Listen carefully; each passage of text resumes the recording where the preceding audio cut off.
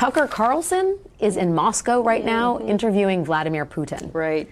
The first American, I'll say, journalist to interview Putin since the war in Ukraine began.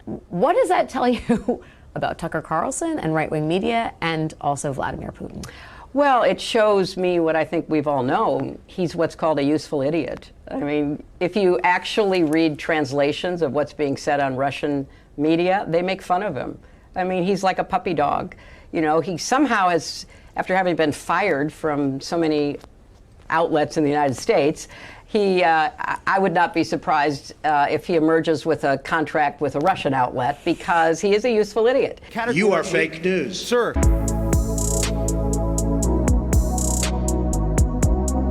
Okay, so the interview that broke the internet. So I haven't gotten into this. Last week, Tucker Carlson flew over to Moscow, went to the Kremlin, and interviewed Vladimir Putin, the president of Russia. So I'm probably going to do 1 or 2 videos on this because it was over 2 hours long and they covered a variety of topics, a lot of interesting stuff.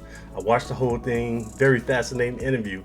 So these guys broke the internet, like I said, and people in the West, the mainstream media, left-wing politicians, they're calling Tucker Carlson treasonous. How dare you interview Vladimir Putin? Don't you know that he's like Hitler? Some people are calling him Vladimir Putler. But they're calling this man treasonous. There were rumors that the EU was going to sanction Tucker Carlson, that he was going to be banned from several countries in the EU like Spain, France, Belgium, because he interviewed Putin. Just because of that, as if people from the left have never interviewed Putin. But this is the topic that I'm going to discuss in this video. We're going to talk about propaganda and fake news, because Western propaganda media has been poisoning the minds of Americans for decades. See, the feds realized this long ago with TV, with radio. This is back in the civil rights era, during the Vietnam era, how people had more free speech, how journalists were more independent, not mostly left-wing like they are today, and how they were exposing the lies from the federal government. When they came to the civil rights movement, when they came to Vietnam, they were putting pictures of things that were happening, ugly things that were happening that the feds didn't want to get out there. They were putting pictures of it on the front page of the newspaper. They were constantly talking about it on the late evening TV. But back in the day, there weren't that many channels, there weren't that many outlets. So millions, tens of millions of people will watch like ABC Evening News, CBS Evening News. You get 25, 30 million people to watch. They're way, way, way lower than that now. So when you had these independent outlets saying things that the feds didn't want to say, they're like, oh, we got to put a stop to this. So the feds realized, look, in order to control the masses, we need to take control of these media organizations. So one part of this interview where I definitely agree with Putin is his comments on the American control of media, the American propaganda machine. Let's take a look what Putin said. Why wouldn't you present it and win a propaganda victory? In the war of propaganda, it is very difficult to defeat the United States, because the United States controls all the world's media and many European media. The ultimate beneficiary of the biggest European media are American financial institutions. Don't you know that?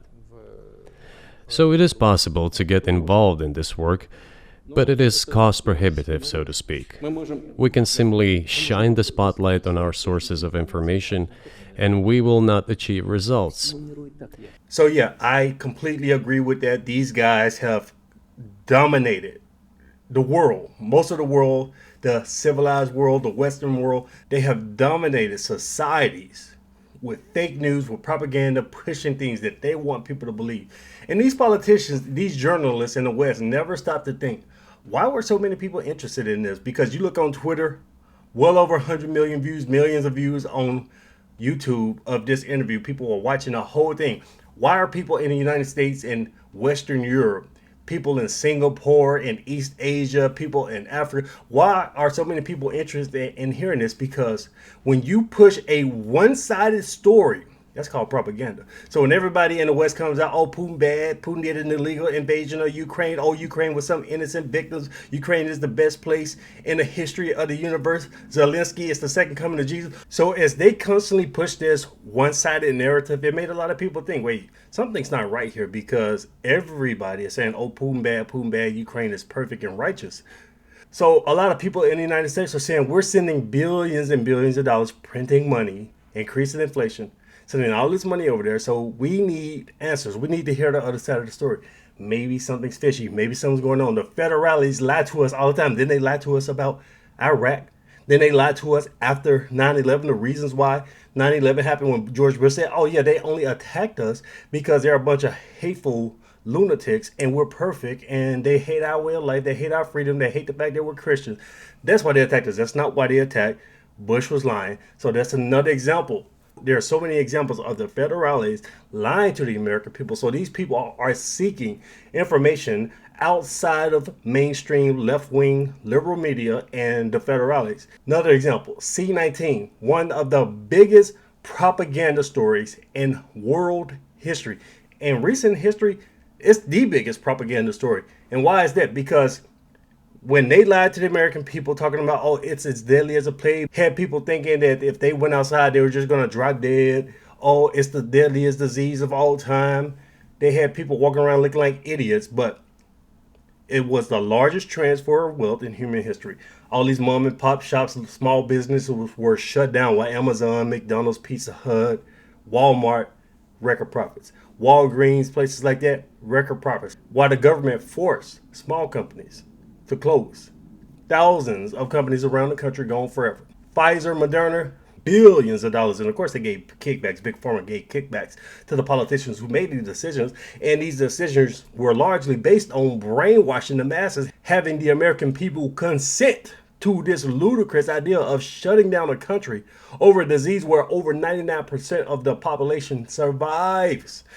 But that's a completely different video. I can get into that. I was only giving another example of mainstream liberal media propaganda backed up by the federales. So it's everywhere. The United States pushes this image of itself as the good guy, and any enemies, anybody that the United States labels as an op, oh, they're evil. And the United States is only defending itself. When you have troops illegally based in Iraq after Iraq has asked the United States government multiple times to leave. When you have troops illegally based in Syria and the Syrian government already told the feds in the United States, we don't want you here. And the United States says, oh, we're only over there for self-defense purposes. When the truth is they have other ulterior motives, like enriching themselves, enriching the military industrial complex, and of course protecting their big oil money. And another big outlet for propaganda is social media, because the United States, they also realized recently that social media is huge.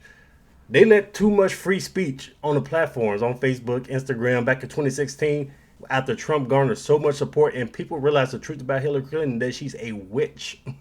After all these people were able to talk to each other, they realized, oh my God, we can't have people talking to each other on Twitter, on Facebook, and on all these other places. So we need to try to suppress people. If you lean towards the right, we're going to suppress your channel. We might ban you. We might get some type of ludicrous reason to ban you, because we need to promote left-wing ideology on social media. And that's exactly what they're doing now. When Elon Musk ran that hostile takeover on Twitter, he exposed them, and he also revealed that the FBI and in some instances the CIA are in bed with these social media companies. If they were in bed and doing all this at Twitter, which was one of the smaller ones of the big ones, what do you think they're doing at Facebook, which is probably the biggest one, and Instagram, which is huge for the younger voters? So the mainstream left-wing media, who are nothing but propagandists, they're trying to talk all this crap about Tucker Carlson. Oh, Tucker Carlson, he's treasonous. Oh, he's not a real journalist. He sucks. He hates America. He's in bed with Putin. He's a Putin puppet just like Trump. I think they're just hate. I think that they're just mad because Tucker is free and independent and not controlled by these elite rich people who own these organizations and who pay these quote-unquote journalists to spew propaganda on TV every day. These rich elitists, they don't know how normies think. And some of these people, you get on MSNBC or CNN, they've been spewing this propaganda. They've been lying to the American people so long that they're starting to believe their own lies. So they actually get filled with real hate, Trump derangement syndrome, and outrage because they actually believe this nonsense that they're saying to the American people. So they're trying to say, oh, it's treason to talk to Putin. If you have an interview with Putin, you're treasonous. But haven't they interviewed him? Let's take a look at this. I guess it's only treasonous when somebody like Tucker Carlson interviews him. Is that what y'all trying to say? Because these other guys, they work for mainstream media. So if they interview Putin, they're just going to twist everything into some type of Western propagandist narrative where somebody like Carlson, he would just give a platform to Putin and he'll let the American people hear both sides of the story. So they're saying it's treasonous to interview Putin. Now, let's look at them saying they also tried to interview Putin. Not a single Western journalist has bothered to interview the president of the other country involved in this conflict, Vladimir Putin. That's a lie. Serious news outlets, including CNN, have requested Putin to interview over and over again. So I guess these people on CNN and these other people she was talking about, I guess they're treasonous too? Or are you lying again? The real reason they're mad is because effective propaganda requires a one-sided story. So when independent journalists, especially one with a big name like Tucker Carlson, interviews somebody like Putin, you're messing up the narrative. Look, man, we've been brainwashing people saying Putin bad, Russia, the Russia hoax. Oh, the Red Army is going to come over here and destroy us. He's trying to bring the Soviets back. Oh, he's about to invade Latvia and Poland. We can't have you interviewing Putin and giving another side of the story. That messes up our propaganda. So that's why social media banned people. If you oppose the C-19 narrative, if you got on Facebook saying, oh, no, these masks is a bunch of crap, they don't have any scientific data, they don't work, they'll flag you or even outright ban you. If you say these vaccines don't work, they were banning people all over social media for saying that, kicking people off of Twitter and everything, until so many instances came up of people with the vaccine still got it. So many instances that came up, they had to admit it, then tried to change the narrative. After they said, you get the vaccine, you won't get C-19. Then they came back and said, well, if you get the vaccine, the symptoms will be less. They moved the goalposts after their propaganda failed in that instance. And also they demonized doctors. Any reputable physicians who didn't agree with Fauci, oh, they demonized him. Oh, don't listen to this guy. He's a quack. He's a clown. Don't listen to him. So let's look at some of the saltiness of the propagandist media in the West. Let's look at some of them hating on Tucker Carlson, jealous clearly because they didn't get an interview, and they, in their wildest dreams, can never get the type of views that he's getting. Well, Donald Trump is not Vladimir Putin's only friend in America right now. As a noted conspiracy theorist and vocal critic of U.S. support to Ukraine, Tucker Carlson is already well known as a bit of a Kremlin mouthpiece. So in his 2-hour interview with Vladimir Putin in Moscow this week, it's no surprise he mostly just sat there as Putin effectively steamrolled him with revisionist history and disinformation. Now, Tucker can take some modicum of credit for asking Putin to release Wall Street Journal reporter Evan Gershkovich, who's an actual reporter who's been wrongfully detained in Russia on false charges of espionage. But for the most part, this wasn't an interview at all. It was a platform. And by giving Putin that platform without pushing back on many of the most outrageous claims, Tucker handed Putin a big PR victory. Notably, Tucker did not challenge Putin's baseless accusation that the United States orchestrated a coup in Ukraine in 2014. He was also silent when Putin made the obviously false historical claim that Poland, not Nazi Germany, was responsible for starting World War II. At the same time, Tucker never called Putin's unprovoked attack on Ukraine an invasion. He never asked about Russian atrocities or the targeting of civilian infrastructure. He never asked about Putin's political crackdowns or Russia's rigged elections or his assault on democratic institutions around the world. So much for being with us. What was your reaction to watching this interview? What were your takeaways? Boris, what struck me was this long, as you just put it, kind of inaccurate historical rant by President Putin. He wants to make the case, he tries to make the case that Ukraine's not a real country. And it turns out, even if you go back in history, go back to the 9th century as President Putin did, the original people living there in Kyiv, the Ukrainians, they're older than the Russians. Kyiv was there much before the Russians. And so President Putin has his history wrong. Not only that, we know, and the world knows, that Ukraine is a real country trying to separate itself from the Russians that have tried to dominate it for 3 centuries. So him trying to make that case, I think he failed. So we got this ambassador here or whatever. This guy is an idiot. So if people like him are in charge of diplomacy, no wonder why most countries in the world hate America. Because this guy's dumb. He's over here spewing nonsense. And he's claiming that Putin is lying about Russian history. But he won't give any details because he doesn't even know Russian history. And they're talking about, oh, it was a rant. That wasn't a rant. That was an important history lesson to understand the context of what's going on between Ukraine and Russia now. Because most people, even people who are put in positions to be ambassadors, don't know history. You go over there, oh, you're the Russian ambassador, the Ukrainian ambassador, and don't even know the history of this region. You're just put in this position because of who you know. And it's a terrible way to put people in these positions of authority because they often end up with a bunch of dumbass idiots like this guy.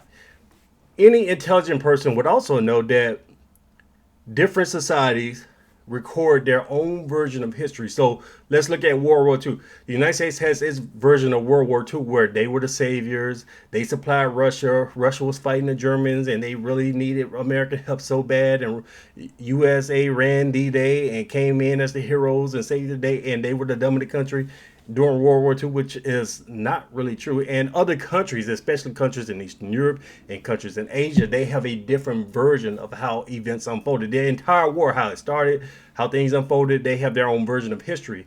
So the United States can write its own version of history, but you can't go and point the finger to other societies across the world and say, you are all liars and we're holding the gospel truth. You can't do that.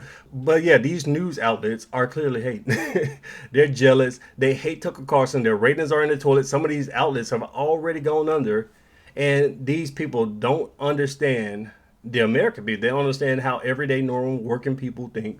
And also, they're full-blown propagandists working for the Democrat Party, pushing the left-wing narrative. Let's look at this softball interview. They talking about Tucker Carlson was, oh, you're so soft on Putin. You're just letting him talk and not asking tough questions, which is another lie.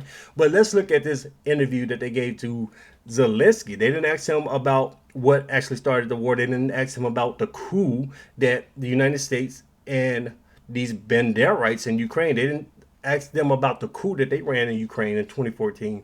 They didn't ask him about the peace deal, Boris Johnson, anything. They just asked him this. Let's look. So many people look up to you. They rely on you. No one can imagine how hard that is. Do you do anything for yourself? Are you ever able to take a minute to read or to listen to music or something to sort of give yourself that a moment? I have such moments, important, to be in silence, to be alone. Alone, how can I be alone? Alone I can be with music, it's true, or with a book. And early in the morning, when there are no sounds in no air raid sirens, no people, nobody. I mean, the people, our staff. I mean, nobody is in my cabinet. Nobody. Yeah. I can just read, think, and the music helps really. What music do you like? Oh, I like AC/DC. And Ukrainian music. Of course, I like Ukrainian music a lot because Ukrainian, that's native language. That's why you understand not only music, you understand the words and etc. AC/DC, I don't understand all the words because of. But you like the music. Yeah, these guys are fake news propagandists. Let me know what you guys think. Leave me your thoughts below. Share the video. Thanks for watching.